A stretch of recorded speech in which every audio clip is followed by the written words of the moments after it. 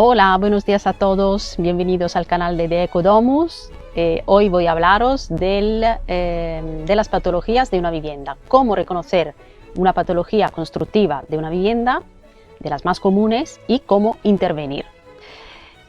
Os dejo aquí abajo en el link de la descripción un enlace de mi web donde podéis descargar directamente una guía que habla con más detalles sobre estos desperfectos, ¿vale? Entonces, primero un inciso: soy Bianca Neve, arquitecta, trabajo y vivo actualmente en la provincia de Barcelona. Vamos allá. ¿Cuáles son las patologías? ¿Qué es una patología? Como he dicho un poco antes, pues es un desperfecto que podemos encontrarlo a nivel estructural o simplemente constructivo, más allá de la estructura, puede ser también de encerramiento, y normalmente viene causado por distintas razones. De hecho, es muy importante ver el origen, ante todo, de dónde viene la problemática, más que fijarnos solo en el problema allá presente. Entonces, tenemos desperfectos que pueden ser causados por asentamientos diferenciales de la propia estructura, por falta de adherencia de los materiales, por filtraciones de agua, y todo esto en conjunto, si además tenemos una falta de mantenimiento que normalmente debería haber en una vivienda, pues automáticamente vemos que se provoca una alteración constructiva que llamamos patología. Vamos allá con las patologías. Tenemos varios grupos identificables por tipologías. Empezamos. Fisuras y grietas.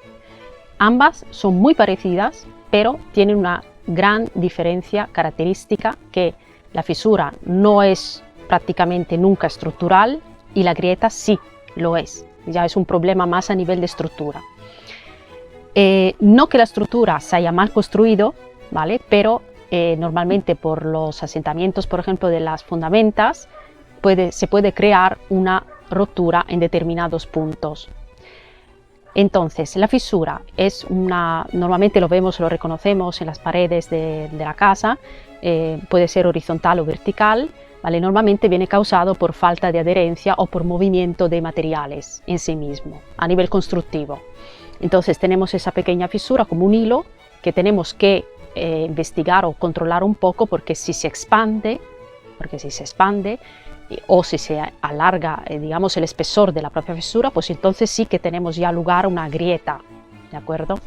Entonces, una cosa es una fisura, como también a veces pasa en un revoco, un enlucido que como ha sido colocado en obra, luego puede según cómo se ha colocado, pues puede presentar unas diferenciaciones de de adherencia. Entonces crea como una pequeña línea, que es una pequeña rotura del propio material.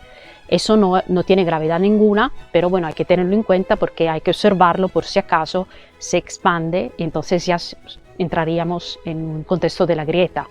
Una grieta normalmente, no sé, que haya un terremoto, que es un sisma que de forma inmediata crea una ruptura, pero normalmente los acentos diferenciales de los materiales o de las cimentaciones o de las estructuras en generales no crean de la noche a la mañana una grieta tan grande, con lo cual normalmente empiezan por fisuras, ¿de acuerdo? Hay que distinguir y hay que observar si esta fisura se convierte en una grieta. ¿Cómo se interviene? La fisura es fácil porque siempre hay que reconocer el origen del problema, recordamos. Es fácil porque simplemente se puede dejar así o pintar encima, ¿vale? O rascar un poco previamente, luego pintar, pero no causa ningún problema que va más allá a nivel estructural. Una grieta sí, una grieta tenemos que hacer una investigación mucho más específica, sí o sí tenemos que consultar a un profesional para que valore la entidad de la patología, de dónde viene, etcétera, etcétera.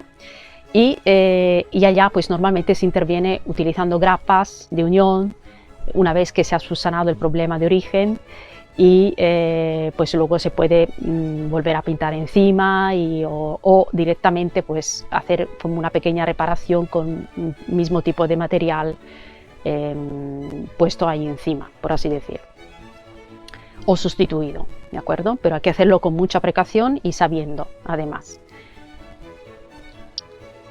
Luego tenemos una tipología, bueno, sector de las patologías muy común, bastante frecuente, que son las humedades o las filtraciones, o ambas.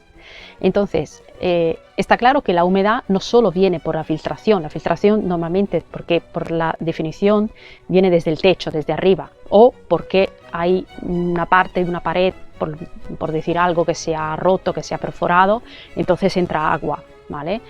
O por arriba. Normalmente las filtraciones, claro, se puede reconocer porque cae el agua directamente desde el techo en el piso, cuando hay fuertes lluvias, pero si no, si es muy poquita digamos, la perforación del techo o de la pared en este caso, entonces el agua entrará poquito, se acumulará y creará una gran mancha de humedad, hasta moho, evidentemente, porque los materiales luego son orgánicos, son materiales vivos, entonces crean también luego la putrefacción.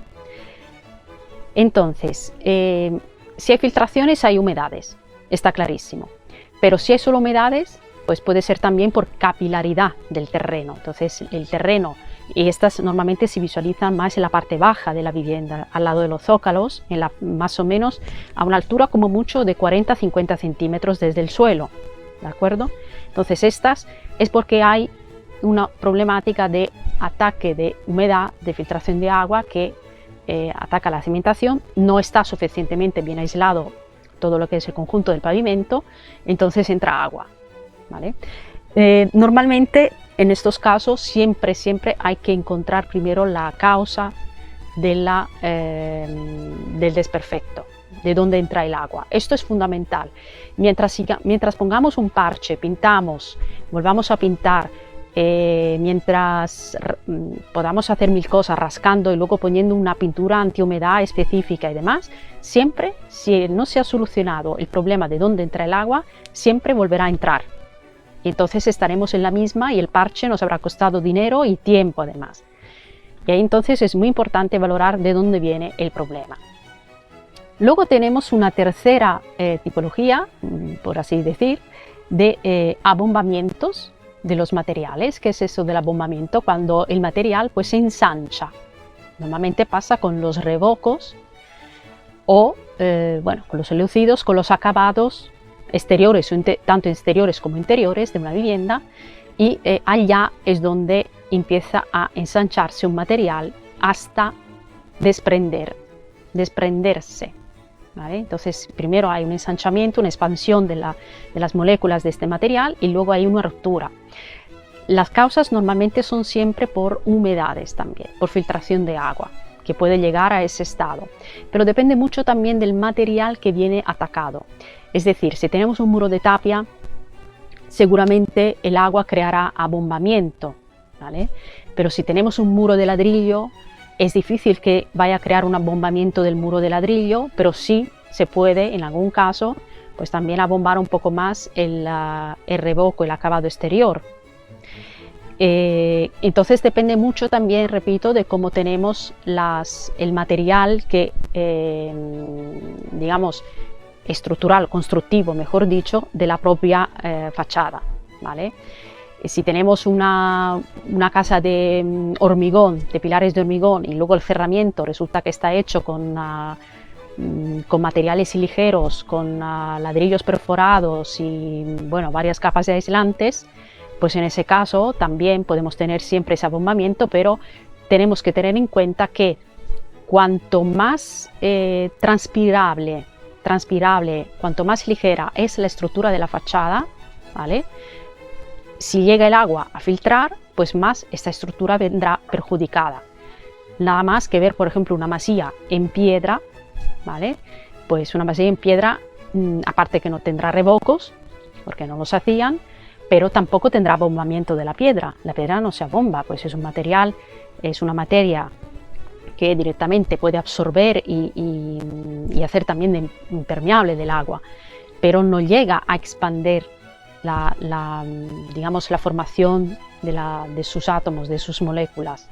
Mientras otros materiales como el yeso, o sea, todo lo que viene, por ejemplo, en contacto o que viene construido con añadidos de agua, el propio hormigón, según cómo está hecho, no se va a expandir porque ya una vez que que tiene su rigidez, cuando la consigue ya no tiene esta posibilidad de expandirse, pero los materiales anexos sí.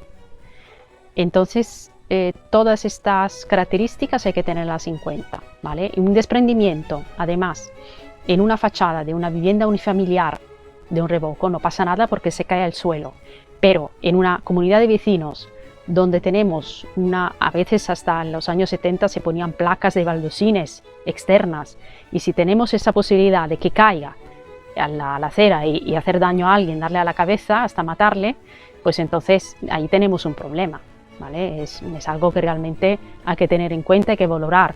Por eso que la intensidad de los problemas, la intensidad de las patologías no se miden tanto, sí, el tipo de patología, si es estructural o constructivo solamente, pero también la intensidad, el grado de ampliación, el grado de extensión sobre la superficie, porque cuanto más es el grado de expansión, más es peligroso luego para las personas que viven en la vivienda y para las personas que pasan al lado de la vivienda, ¿de acuerdo?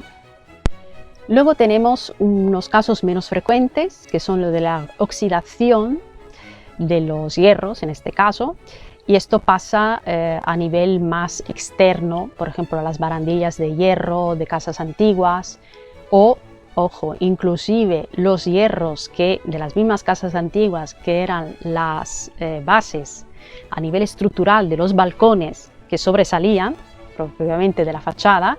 Entonces todos estos procesos de oxidación, porque con los años el agua penetra sí o sí por erosión del viento y de la lluvia y demás, entonces crea el contacto con el oxígeno y da lugar a la oxidación. Y esto es algo donde se tiene que intervenir casi de inmediato, de hecho cuanto antes mejor, ¿vale? Hoy en día se utilizan ya unos materiales pasivadores, que se llaman así, que quitan, bueno, previamente habría que quitar la oxidación y luego la pasivación, que es la que impide que entre el oxígeno y que ataque, digamos así, al mineral del hierro.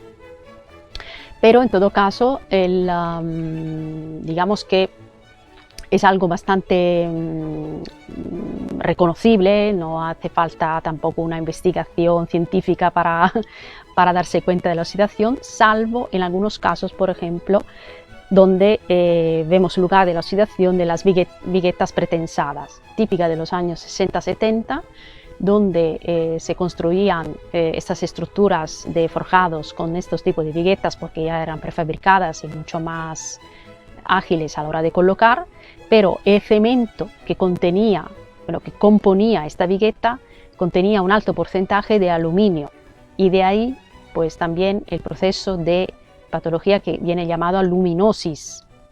En contacto, o sea, al momento que era de por sí un material, bueno, un elemento que en gran abundancia pues creaba un desprendimiento del propio material, se deshacía. Imaginaros una viga que se deshace, pues ya pierde la característica de su resistencia, ¿vale? Para soportar el peso. Entonces, a raíz de eso, de las aperturas o disgregaciones de materiales, también se oxidaban los hierros que estaban contenidos dentro de las viguetas. Es bastante frecuente, con lo cual eso era como un proceso mecánico automático y de seguimiento, donde a raíz de un pequeño desprendimiento, una pequeña ruptura, pues ya se rompía poco a poco una buena parte. En esos casos está la sustitución de la viga, ¿vale? En esos casos de las viguetas pretensadas, pero según cómo, según la intensidad, también puede haber un refuerzo, simplemente. Y la oxidación, evidentemente, como he dicho, si es una oxidación que alcanza un porcentaje importante de la superficie, pues se tiene que sustituir, la barandilla se tiene que sustituir, la parte, digamos, que sujeta el balcón se tiene que sustituir, obviamente, hay que hacer otra obra, pero si es poquito, se pilla en su tiempo, pues se puede intervenir de esa manera, quitando la oxidación y luego pasivando con productos especiales que los hay en comercio, ¿de acuerdo? El último, o la última, digamos, tipología de patologías bastante frecuentes, comunes, son los ataques bióticos. ¿Qué son esos? Ataques de insectos. Y esto nos suena si tenemos una casa con vigas de madera o pilares de madera o cualquier parte estructural o de la propia forma constructiva que lleve madera. Esos ataques bióticos son carcoma y termitas.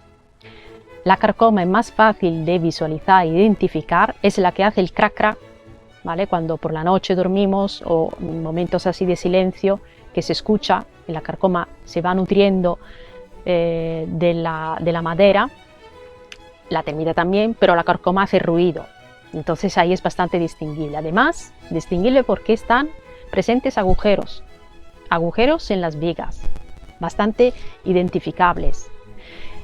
¿Qué tenemos que hacer? Valorar cuánta carcoma o cuánto daño se ha hecho en la viga.